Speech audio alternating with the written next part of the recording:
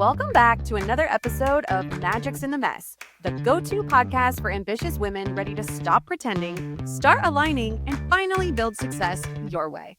I'm your host, Danielle McKinley, speaker, business and wealth strategist, and your go-to problem-solving hype girl. Here, we'll help you unlock powerful mindset shifts, discover your magic, and bring your dream life into reality. Each week, I'll deliver raw stories, proven business strategies, and powerful transformations with industry leaders to activate the magic in you. So if you're ready to ditch the pressure, the performative BS, and the noise telling you who you should be, hit subscribe and let's make some magic. Welcome back, Magic Makers. We are here and you are in for a treat on another episode of Magic's in the Mess. Today, I have my friend Rachael Amarante with me, and I cannot wait to get into her story. So Rachael is a recovering perfectionist, aren't we all? Joy seeker and Midwest mom of 4 boys who went from corporate executive to best-selling author and coach after hitting her rock bottom on the bathroom floor. Today, though, she is a powerhouse voice in personal growth and leadership, helping women drop hustle for approval act and rebuild their lives with intention. Whether she's leading workshops, coaching high performers, or outrunning her kids in a dress, Rachael's mission is simple: show up, tune in, and tune out the chaos and turn the chaos into clarity.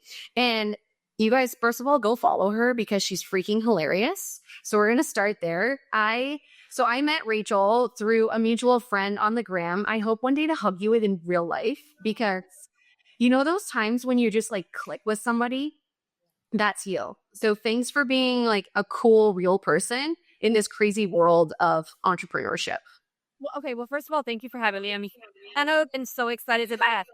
And the thing about, I was just having this conversation, mom entrepreneur said, I don't want to be on social media. I'm not on Instagram to that. I'm like, oh, I know there's the negative. I know there's the hard. I know there's the mean people, but there's so many good people that I have Instagrams. So, and you're one of them. And I agree. Someday, very soon, we are going to hug. We are going to put it out and we are going to make a funny mom video. I see it. Well, what? That aren't even funny. In my life, I'm like, these aren't actually funny. These are real things. Like, we were just happening. But that's what makes it funny, because it's relatable. So it's, I talk about the highlight reel all the time, and you are like the non-highlight reel. You're the real real. This is who I am. Like, who you are when you talk to you is who you are when you see your everyday life video. So we appreciate that stuff. Okay, so talk to me, because we are going to start with, you had I'm going to call it a bathroom floor breakdown. Yeah. And that mess, because that's what we talk about here, that messy bathroom moment really is why you're sitting here today. So take us to that moment. Okay.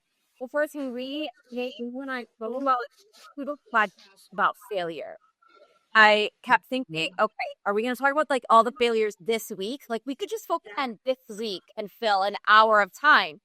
And I think the thing about the bathroom floor story is that it doesn't, just because we have a breakdown, a burnout, a massive failure, doesn't stop the failures from happening in the future, but it helps you to figure out how to feel grounded and rooted enough to pick up the pieces and move on a lot faster. So at that time in my life, I co-founded an incredible small business, and there was a lot of grind, as you all know, happens with that. And a lot of like slow burnout that I didn't realize was happening until it was upon me. And I'll never forget, there was one way. You there, because I think that's something people struggle with. Can you give us something you remember but you didn't notice it at the time that would be an example of those slow burnouts that we should be looking for? Oh God, there was so many. I didn't notice that my 2nd grade sons couldn't read. I didn't note that my migraines were getting worse. I didn't, and that I attribute it to that. I thought it was like, oh, I'm grinding my teeth at night. Oh, my whole meds are hurting. Which could be, but also the burnout was affecting all that. I didn't see that my values were kind of going out the window for the sake of my name in bright lights. Mm. Oh, that's a good one. Yeah, that was a hard one to learn. Um, and I remember in the office one day, a young woman, she was pregnant with her first child. I had just had my fourth son. And she came up to me and she was like, Rachel, how you do it all? And I lied to her. I was like, it's all about balance. You figure it out. I gave her the spiel that we are all taught to give each other. Yeah. Normal to say. And she walked away and it like makes me want to cry right now because I remember thinking like, oh my God, I had the opportunity right in that moment to help her. And Yeah.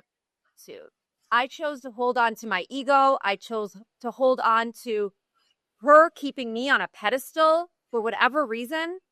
Yeah. I had the opportunity to help her and I didn't. And I went home and I looked at my kids and I was like, oh my God, I'm doing this all wrong.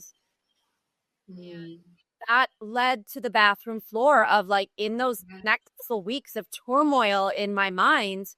My husband was also going through cancer. My kids couldn't read.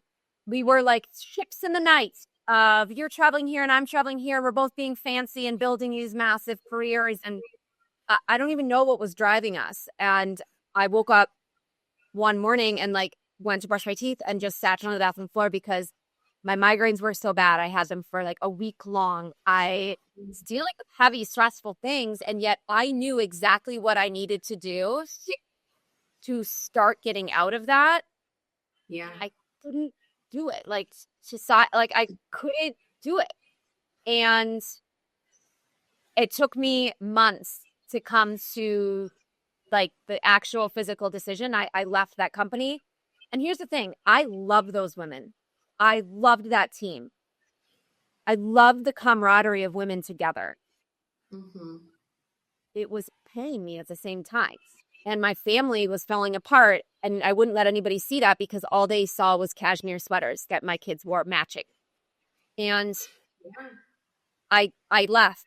I left that I left the company and told my husband that I couldn't he wasn't allowed to let me say yes to any new projects at least 3 months.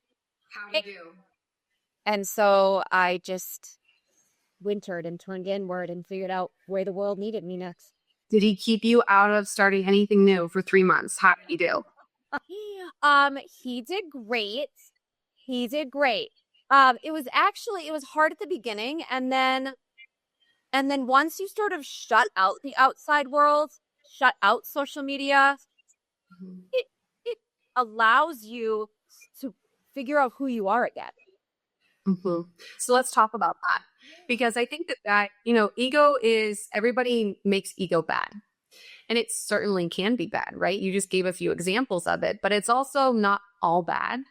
However, when you're struggling, sometimes you need that zoom out moment to see how the hell did I get here?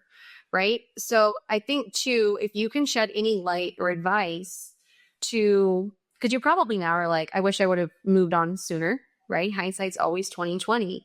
But I think so many of us are afraid to pivot or to let a launch flop or to walk away from a corporate job and career that's sparkly and looks really, really good on the outside because we're afraid of what people will think.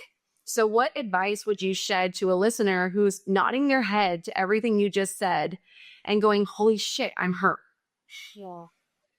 Those months of turning inward and figuring out who I am, in which in hindsight, I was like, I probably didn't actually ever know who I was after I had it. Mm. And I don't think that women, we don't allow ourselves to change internally because who the hell has time for that? Who has time? Unless you force yourself. And like, look, I still had responsibilities as a mom and the responsibilities to my household. So it wasn't like I literally shut out everything in my world, but I Yeah. shut out social media. I invested in myself. I invested money in my personal development. And Mhm. those lessons that this 10 minutes every single morning that I now teach my clients, this investing in yourself and your personal growth that I now teach my own clients, those are still things that I started back then that Yeah. still help me now when I have to pivot and when my course failed and I had to pivot and when this next failure comes and you have to pivot and when you know exactly who you are and what you're doing in this world, you can make those choices a lot better. It's just giving yourself permission to take a minute and figure out who that person is now. Yeah, taking a beat. I mean, I couldn't agree more. I've had my own experience with burnout that I've shared a few times on the podcast. And even now, like healing is not a destination. It's not like a one day, okay, you're all good. It's something that you come back to and you learn different modalities and techniques. And like I'm doing a lot of deep work on my inner child right now. That's insane that a lot of us don't dig into because sometimes we don't change because it's painful, Yeah. right? No, it's not amazing. Yeah, to go and confront those parts of you that you're like, you're not real, or that's a trauma response, or you're acting out of fear. Like, can I do anything else, please? And I think sometimes just being able, and that's what I love about this podcast, is being able to know that other people are going through the shit you're going through makes you feel less alone. And I think of it almost like an addict, is how I like to give the example. Like, you can't help yourself until you're ready, and it's not going to be comfortable at first. But the person you get to meet on the other side of that work, look at you. Look at you. Yeah, I mean, I think, look, burnout has been like this, fluffy word that gets tossed around a lot in the last, 5, 6 years. Yeah. And what I love about this podcast and about you is that it's not, let's just like talk about burnout. Like, sure, you burn out. Sure, I've burned out. And now we're back. Like, I'm never, like, we're not just sitting on top of a mountain. Like, every single day, like, I think I did that wrong. Oh, shit, I did that wrong. Oh, whoops, I got to pivot there. And it's not even like, what can you do every single day? That is why I focus on habits. That is why I teach people habits. Just what's one thing that you can do today to move your life in the direction you want to go? Just one. Just Yeah. because in order to pull ourselves out of burnout, it's beyond the therapy. It's beyond the conversations. It's beyond the taking the 3 months off. It's what are you going to do next? What are you What? And consistently, because if you don't, like my burnout, I'm a stressor, right? So I had stage 4 adrenal fatigue. I dislocated my shoulder in my sleep. I mean, I was a mess. I was a hot mess. And so now I notice the triggers of the stress and I'll do like a vitality scan and my adrenals are flaring up again. And it's not, you're just boom, you're better. And like you said, it's habits, it's your choices. So let's talk a little bit about some like tactical stuff we can give to somebody who's like, yep, that's me. How can we help them a little bit with some of the things that you utilize still today? My biggest one is I know there's, like everyone says, like, have a morning routine. And I'm like, okay, that's amazing. If I wanted to get out of bed at 4 a.m. and I don't. And so I did that and turned it in to what I call 10 before text. So it is 10 minutes. You have to get up 10 before the rest of your family. If you want to get up an hour and a half and do your workout, like, God bless you. Please call me and I'll maybe get inspired to do it too. But in any case, all you need is 10 minutes of do not look at your phone. Don't look at an email. I don't even want you looking at your to-do list. But when you come down into your kitchen or into your living room with maybe a personal development book, but a notebook, a pencil, your coffee, your matcha, I don't care. It's not no bright lights. Just you to recenter yourself every morning. Read your goals that you and your family have for the year. Yeah. Every 10 minutes. I swear to God, that changes my day every day. It's so that, like, like when your husband comes down the stairs and you're down there first and he doesn't even do anything and you're just annoyed. It's like, Oh, yeah. why, Sorry, honey. why are you here? I wasn't ready for you yet. And same with your kids. I 10 before tech because I was annoyed at myself that my kids would come down the stairs and I'd already be annoyed at them for the day. And then we'd get in the car annoyed and then they'd be practicing their spelling words and they're all mad. And then they get out of the car and they go to school mad. And I'm like, that's not how I want to send my kids into the world every day.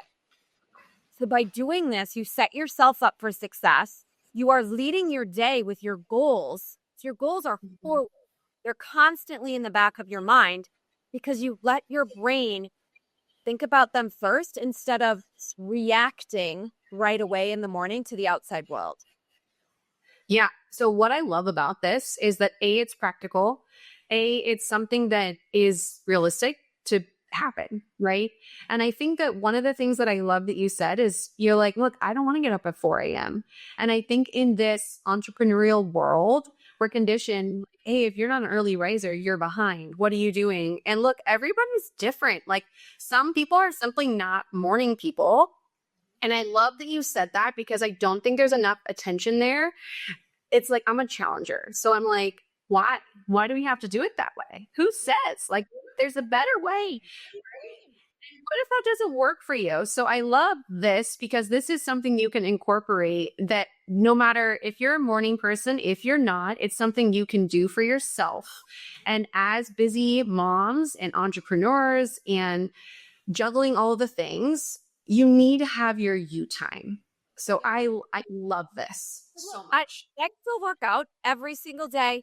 I still, get lunches ready to go. So those things happen, but I just don't want to paint myself into a corners, and I don't need to live in a box, and I don't want any of you to live in a box either. And I'm telling you that there's a way to not do that and still find massive success.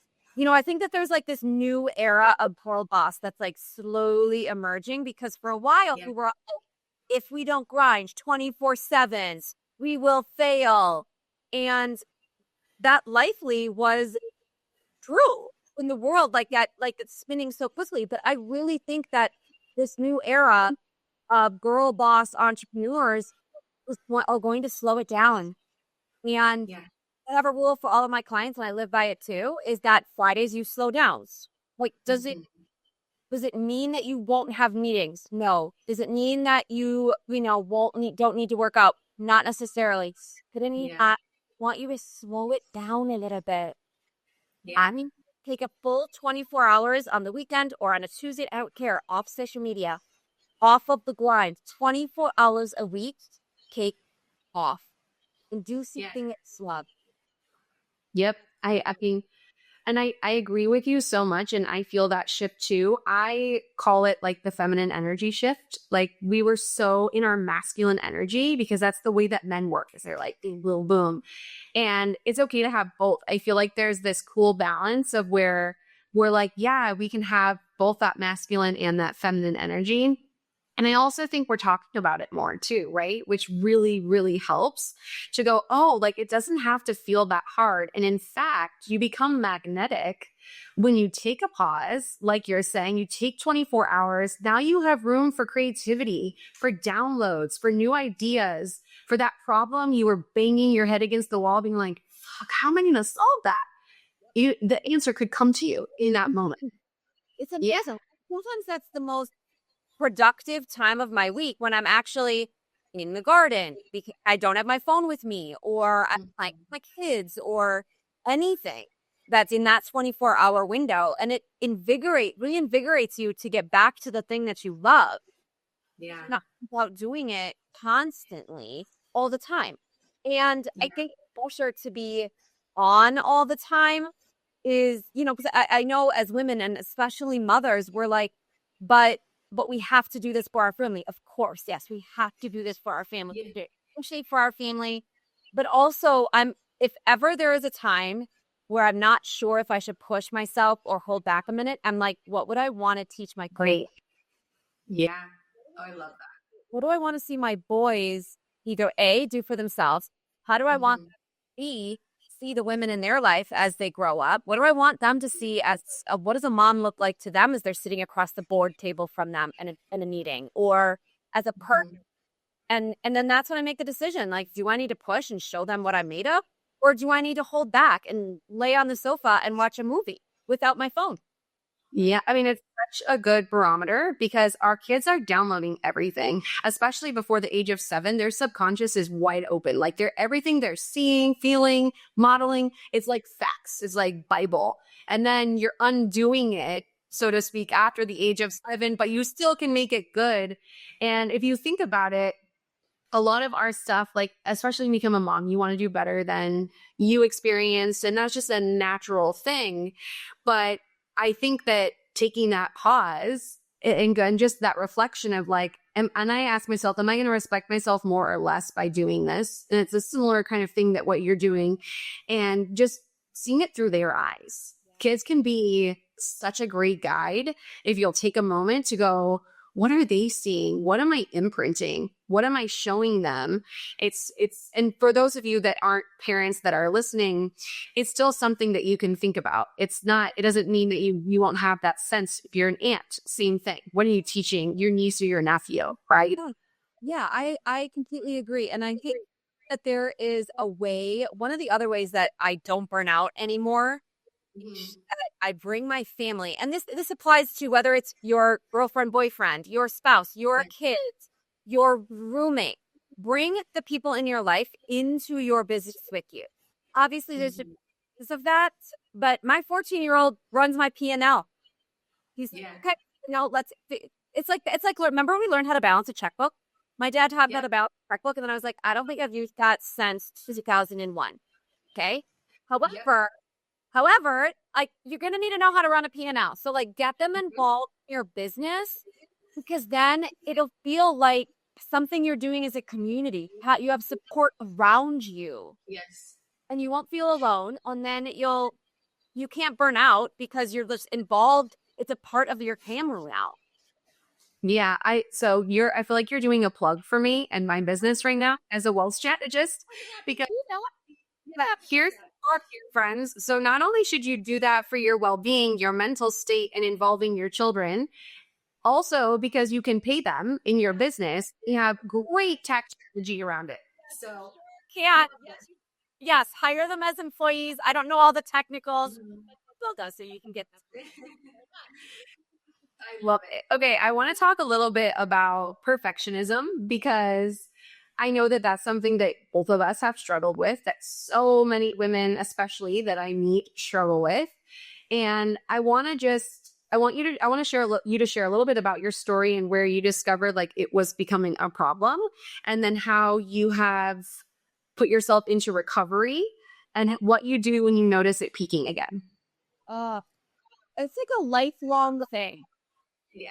And I just want to normalize the hell out of that because especially hitting like your 40s, man, it's like it's real in there trying to be perfect again, trying to keep up. And Hmm. okay, so first of all, when I started noticing it is when I realized it was holding me back. Hmm. And I won't like to be held back. And I had a PR mentor. Yeah. I had a PR Yeah. mentor. I had a mentor years ago, and she said to me, she said, Rachel, why do you keep standing behind other companies? Mm. It's because I was an affiliate here, I was an influencer there. It was this in between, right? Where I wasn't ready to go out on my own because I didn't want people to judge me and I didn't know everything yet. I wasn't the expert yet. Yeah. And I was like, I have no idea why I'm standing behind all this other. Was that like a was that like a gut check moment where you're like, "Ooh, Yeah. that seems like those moments where you're like, "Whoop, I felt that." I'll never forget. Yeah, I'll never forget that. And it really was. And it was like almost like the little tiny thing that I needed Mhm. to make the decision to go completely on my own. And it's like next Mhm. week I did it. And because we are high performers, I was just like, okay, let's do it. Take action. What do we got to do? Let's move. Let's shift. Team, we're pivoting completely. And Yeah. God, in 6 months, my business tripled. And Wow. credibility completely changed. And my credibility changed because I just needed that. Yeah, I needed that little that I needed. Isn't it amazing how really good people do that one thing and then you're like, Yes. "Hmm, that's all I needed to hear."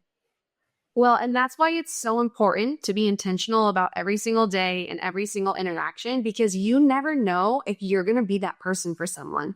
And how freaking cool is that to No.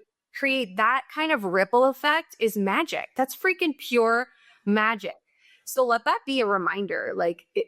How you show up matters not just for you, because you could literally change the trajectory of someone's life by a sentence, by a word, by opening a door, by smiling. My incredible. Like the last thing I say to my boys every day is put good in the world. Yeah. The world, I just like yell it out the windows. My middle schoolers love it, I'm sure.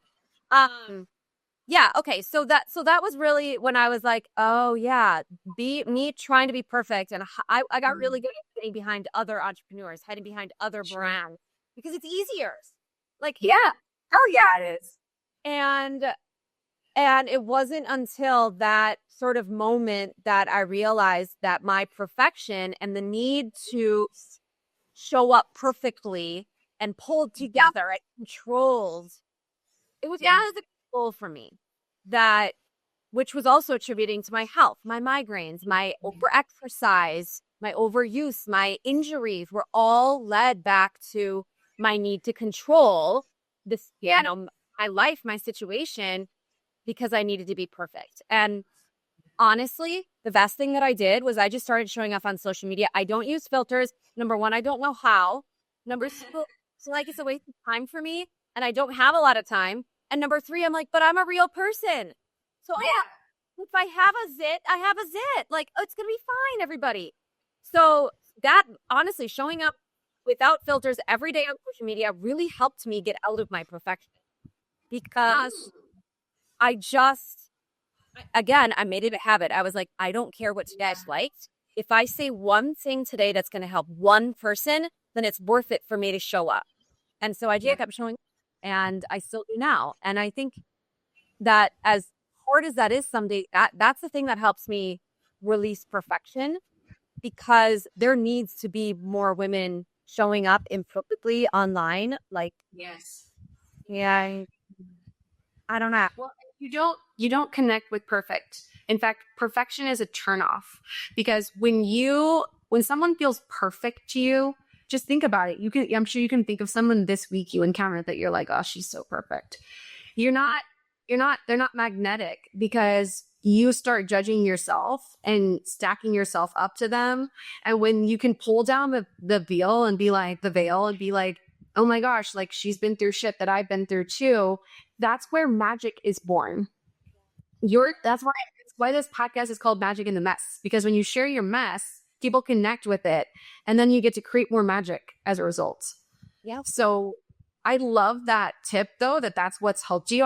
As not one that I hear often, as a way to sort of like work the muscle of letting go of perfectionism. Just start showing up a few minutes online, no matter what, every day, and put something good out there. Yeah, but good. And then you know what? It's like you get so busy putting good into the world, you don't have time anymore to compare yourself to other people. And also, the perfect people are not real. Yeah. It's just perfect on the outside. There's nothing back there. So, like, if you just remember that, then maybe you showing up imperfectly is giving that woman permission not to have to be perfect all the time, because you have no idea what they're thinking in their life either. Their past trauma, your past years, and they're still afraid. And maybe you need to be the voice that reminds them they don't have to be afraid anymore. And if you're listening to this going, oh my gosh, I'm wearing a mask, we get you, girl, because we've worn them too. And taking off the mask, just like you just described, how that person told you, why are you like hiding behind these other companies? You took off after you removed the mask, and you were like, this is who I'm going to be. So think of it as you being vulnerable and removing that control for perfection. It's really just holding you back. It's one of your blocks that's keeping you from putting your magic into the world and making the impact that you're doing the damn thing for anyway. So hopefully this can be a moment. We can be a ripple effect for you to take down the freaking mask and just be you, because you're worthy of love as you are. Yeah, you don't have to do it alone. And it's hard to do that alone. And it's hard to continue to do that alone for a long time. So no one else has your back. We do. And let's talk about that, because that's one of the things you do is you help high achievers, right?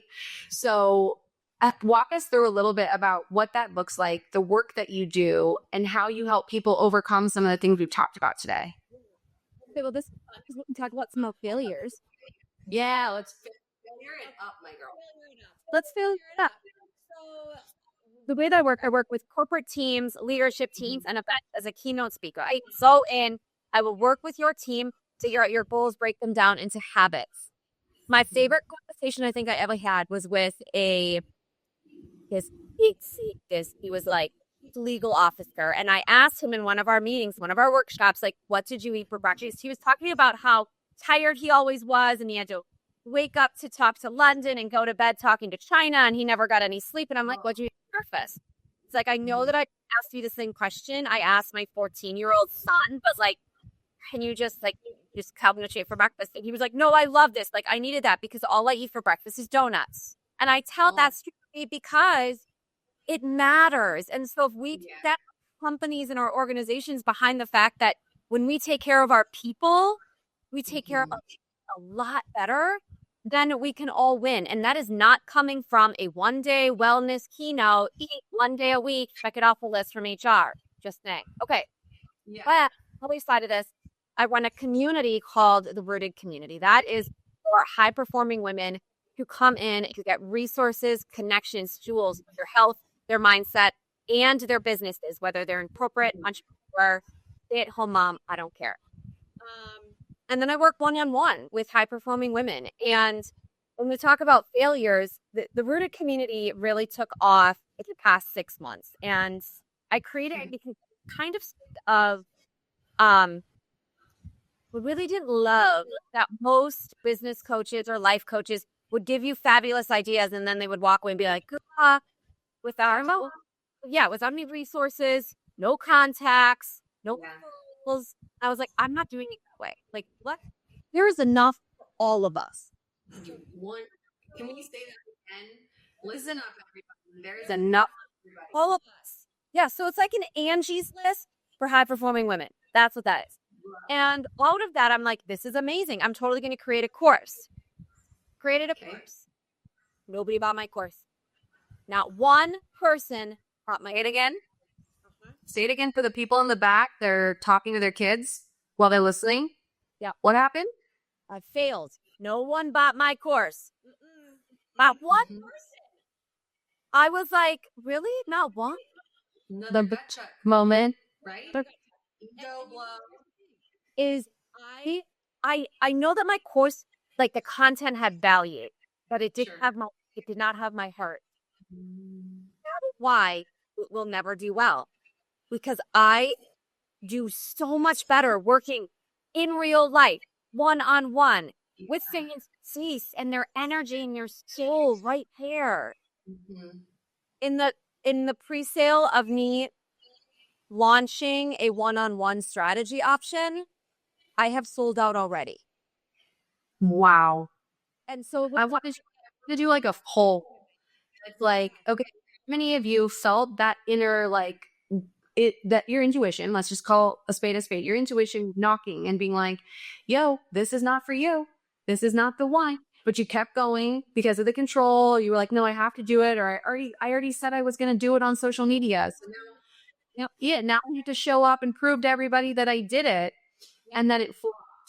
So what if instead we normalized that and we normalized the pivot and then we talked about it?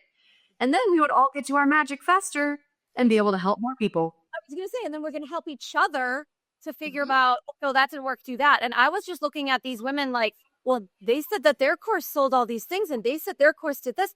First of all, not everybody tells the truth online, right? I want everyone to be a truth teller, but I just, they're not. And, we can only control that. So in my mind, I'm like, my course is going to sell too. Why wouldn't it? Did not. And so I agree. The faster you can get to the realization of like, that's not my jam and that's not for me and my heart wasn't in it anyways. What is your heart into? Like right now, just answer that question for yourself. Where is your heart leading you? And even if it feels crazy and totally out of reach and please pivoted from where you are right now, that's exactly the place that you should be going. And we'll help you figure out how to get there. Well, and I'm gonna give the listeners something else to stack with that. So sit with what Rachel just described. And then I want you to do a little exercise by asking yourself, who am I? Who am I showing up as? And who do I want to be? Because if those two things are out of alignment, what you're doing is not for you. Yeah. That's hard. That's a practice that I did during my wintering period years ago, and it also propels me to make some big changes. This Yeah. what catches that we can do all these studies, we can answer all these questions, but if you're not willing to take action and do the things, then you're just going to spin your reels and feel guilty your whole life, and I don't want that for anyone. Yeah. And like you talked about a little bit at the beginning, it's not easy. And sometimes it gets messier before it gets better.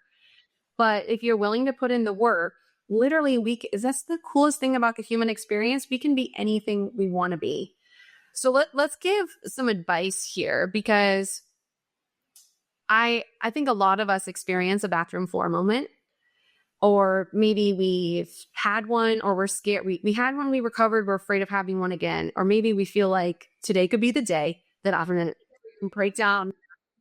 So, what advice would you give someone who's in a bathroom floor moment on how to start to pick up the pieces? Yeah. First, be there for just a second. Be there. Don't try to fix it. Don't try to excuse it away. To teach you something, probably pretty profound. And we actually need those moments. We need, there's all these sayings, like what is it, you can't get to the rainbow unless you go through the storm. I don't know, something like that. Yeah. Much fancier than what I just said it, but something. And but those things are true. But so if you're not really in it, then you can't understand it.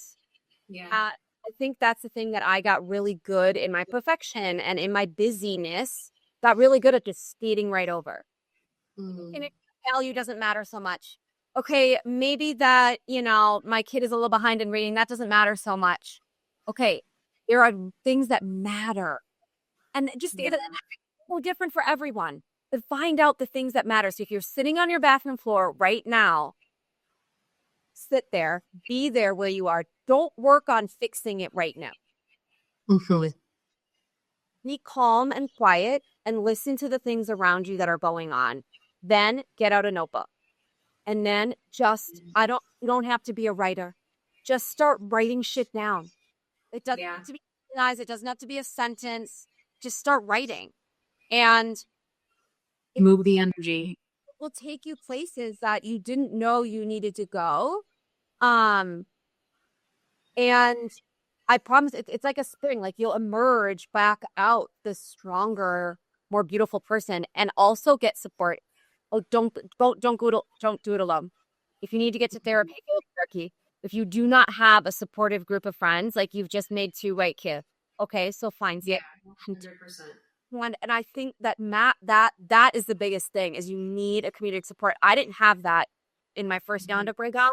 And I think it's why it took me so long to figure out what the fuck is going on. Same. Oh, hell yeah. You can say whatever you want here. This is the messy podcast where beautiful things blossom. Okay. I love it. Yeah. That's what Okay. So feel it, right? Take a beat, feel it. Take inventory of your excuses, the excuses that are running through.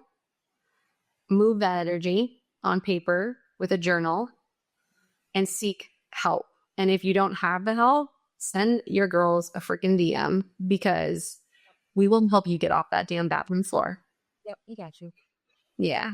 Okay, I love this. So now that you've experienced a bathroom floor moment, now you're in an aligned, feeling out your purpose and really helping people find theirs and expanding their superpowers. What would you say starting over looks like now from a place of wisdom versus a place of desperation? That's such a good question. Okay, here's exactly what it is. I no longer furry. Furry anywhere in my life. So when you realize that your work is not just your work, it's also how you parent, it's also how you are, stay married, it's also how you are a friend. Your life Yeah. is interconnected. And so I don't hurry, I hustle, but I have a purpose behind it that is different than ever was before. So I think taking away the hurry allows me to make a much better decisions about my business and about how I parent.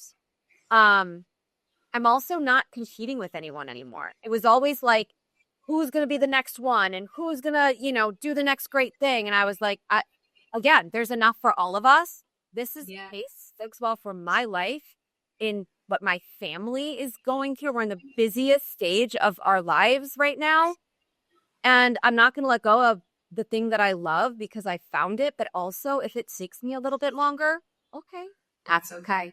that's okay. And that would have never been okay before. Well, when you said it, the thought that came to mind for me was it's the like a saying that's how you do one thing is how you do everything. And I think that's an area we miss as entrepreneurs that are also moms is we think that like it's not spewing over into our personal life. And so when you start to go like, is how I do work matching how I'm doing home? Like, am I in too much of a hurry? Am I not paying attention? Am I letting that take precedence over my family or the things that really mean the most to me, which is why I started the damn thing in the first place? Right. I love it so much because and you do when you find a flow, it's this weird, it's almost hard to put it into words. It's kind of like giving birth. You have to like experience it to really understand what it is. But when you find that flow, it's like the most beautiful thing that you will do all the hard shit to make sure you can stay there. Well, I was just gonna say, if people are like, okay, but how do I find the flow? This is Yeah. do you keep doing the scary, next risky things Mhm. every single day. I have one client that's like, I did two scary things. Can I be done for the week? I'm like, no, no, no. It's not about not doing them anymore. It's about learning how to do them every day. You're Yeah. from a place of instincts. So Mhm. you know that even if it's hard, it's the right next scary thing Yeah. and the path you're supposed to be on. And you will never go wrong. You will never be steered wrong using that path. And so that's how you get in the flow by just doing the next scary thing every single day. Yeah, it's like getting comfortable being uncomfortable is you're there, right? And like we talked about a couple of times now, you can have anything, you can have the dream life that's in your head can become reality. You just have to be willing to take action and feel through some tough stuff in order to get there. And I think, when we talk about perfection throughout this episode as well, when you do scary things and you commit to yourself to doing scary things, I'm talking like go ahead and lift 20 pounds instead of 15 today. Okay. That feels pretty scary. You want to go pitch to be on a national news circuit? Let's go. Let's do it. That's scary too.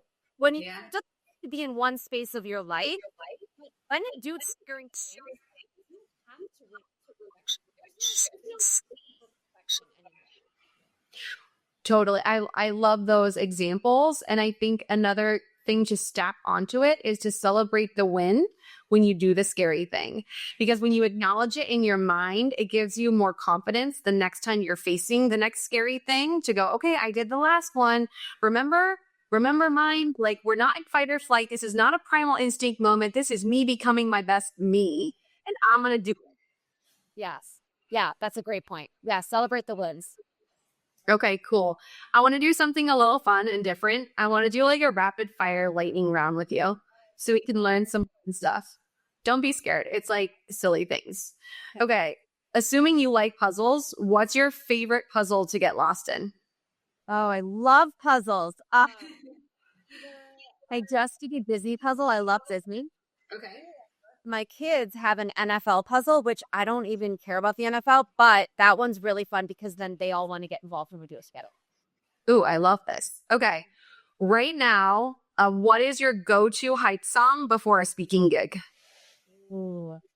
Um, okay, it's always rap of some kind, like old school. So it's like, baby, We're millennials. Look them to the heart. I you want to okay, all right. it's Biggie, it's Eminem. I one of those. Rachel, you know my party trick is rapping.